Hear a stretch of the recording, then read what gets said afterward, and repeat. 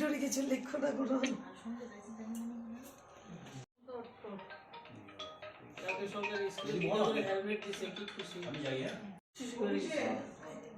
আমার মেয়ে বলতেছে কোনো প্রচার নাই, এত কিছু নাই।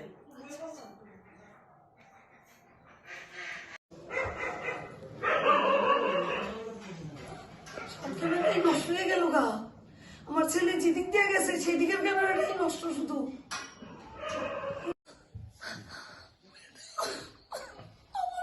এটা শুধু আপনার লোকসান না, স্টেটের লোকসান। একটা ব্রিলিয়ান্ট ছেলে, খুব ব্রিলিয়ান্ট ছেলে আমার, কম পড়াশোনা করে খুব ভালো রেজাল্ট করতো।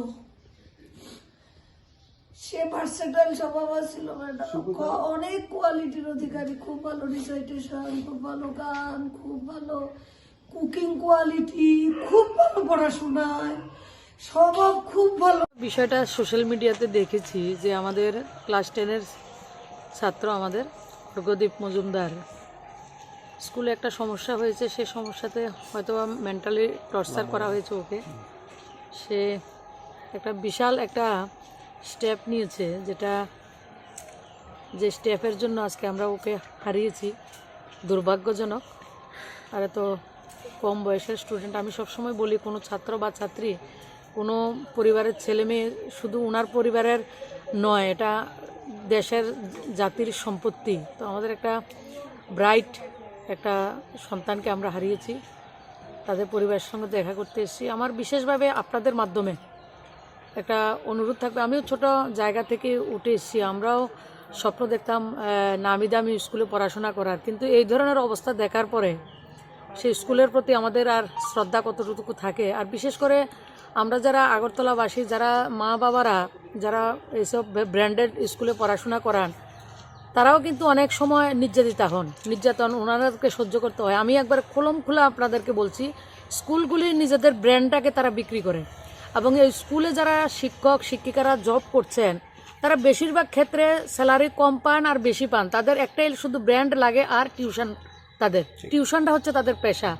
এবং যে কোনো স্টুডেন্টের যদি ক্লাস টিচারের কাছে টিউশন না পড়ে, তাদের উপরে টর্চার হয়, তাদের খাতা ক্লিয়ার হয় না, তাদের আপনার যে প্র্যাকটিক্যালে তাদের সমস্যা হয় বিভিন্ন ধরনের, এটা সবাই ওয়েল নোজ, সবাই জানে তারা। তো সেই জানার মধ্যেও আমার তো সবচেয়ে অবাক লাগে, শিক্ষিত সমাজ, সবচেয়ে বনেদিয়ানা যে সমাজ, এই সমাজের ছেলে মেয়েদেরকে এই জায়গাতে আমরা ঠেলে দিচ্ছি।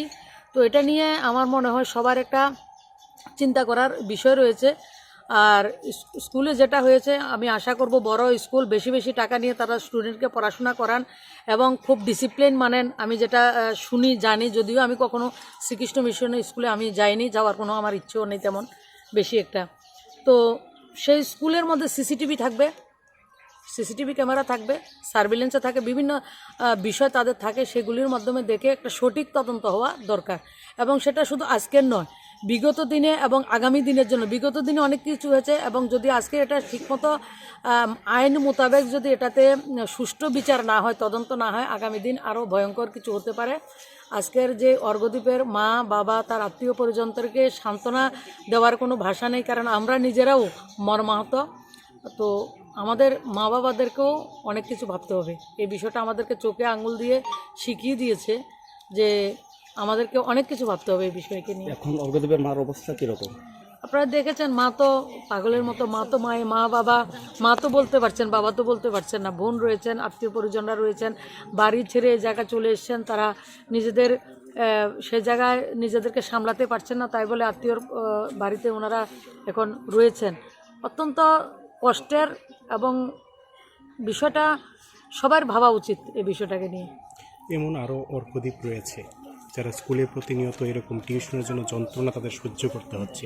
এই যে একটা ব্যবস্থাপনা ম্যাডাম আমরা দেখতে পাচ্ছি বিভিন্ন, বিশেষ করে এই বেসরকারি স্কুলগুলিতে, সেটা নিয়ে কী বলবেন? আমি বললাম আপনাদেরকে, আপনারা সবাই জানেন, আমিও জানি যে বেসরকারি স্কুলগুলিতে যদি বিনা পয়সা কাউকে জব দেন আপনি শিক্ষকদেরকে, তাহলে তারা করবে, তাদের শুধু ওই টিউশনটা লাগে, টিউশনের জন্য সেটা হয়।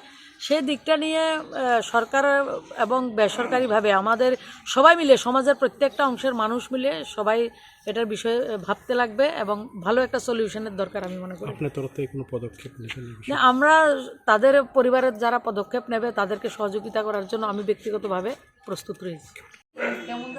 ঘরের মধ্যে শুধু হাঁটতাছি, আমি তো নিজের ঘরে থাকতেই পারতাম না, আমি বাঁচতামই না। আমার দিদি আমার নিয়ে আসে, আমি রাত্রেও ঘুমাই না, আমি দিনেও ঘুমাই না, আমি কোথাও বসতে পারি না ম্যাডাম বেশিক্ষণ, আমি দাঁড়ায় যাই গা, হাঁটাহাঁটি করি শুধু।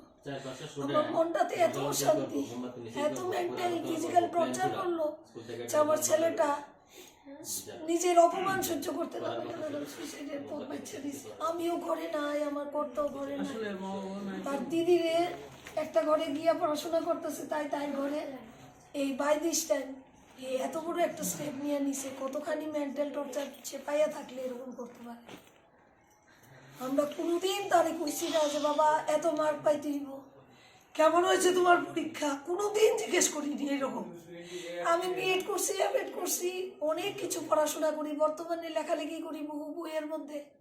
বাচ্চার সাইকোলজি নিয়ে পড়াশোনা করছি, চাইল্ড সাইকোলজি, তারা কীভাবে হ্যান্ডেল করতে লাগে। কোনোদিন এরকম প্রেশার আমি ক্রিয়েট করছি না। সে যেটা ভালো পায় সেটাই করছে, যেই কাজটা করতে সে ভালো পায় সেটাই করছে। সে কেক বানাইতে ভালো পায়, কেক বানাইছে। সে পিজা বানাইতে পারে, ডোমিনোজের পিজা এর থেকে অনেক খারাপ, খাইতে পারতেন না আপনি ডোমিনোজ এর পিজা খাইলে। এই ছোট্টর থেকে 7-8 পরের থেকে এই পিজা বানাইতে পারে। হেরে তার বাবা সরঞ্জাম, বাবা আমাকে ওই জিনিসটা এনে দাও, কোনোদিন কইছে না যে তুই লেখাপড়া কর, ইটি বানান যেত না। হে ওটিজি কিনছে, হে কয় ওভেন কিনলে কেক ভালো হয় না, আমি তো জানি কত টেম্পারেচারে কেক করতে হবে। হে আমাকে ওটিজি কিনে দাও বার্থডে গিফট, আমি বার্থডে গিফট তার 2 বছর আগে জাস্ট হে যখন 8-এ পড়ে, এই করোনার সময় তো টাইম পাসের টাইম নেই, একটা ওটিজি কিনা দিছে অনলাইন। এটার মধ্যে গ্রিলিং পারে, সে কি না পারে, সে যে যা করতে চাইছে কোনোদিন বাধা দিছে না, জোর করে কোনোদিন কোনো ধরনের কোনো পড়াশোনার দিকে খেয়ে আমি ওই তো মা আমি হোটেল ম্যানেজমেন্ট পড়েনি, আমি পড়েনিও বাবা, আগে থেকে 12 পাস করে একবারে পড়বে। আবার কোনো বাচ্চাদের এই বয়সে অনেক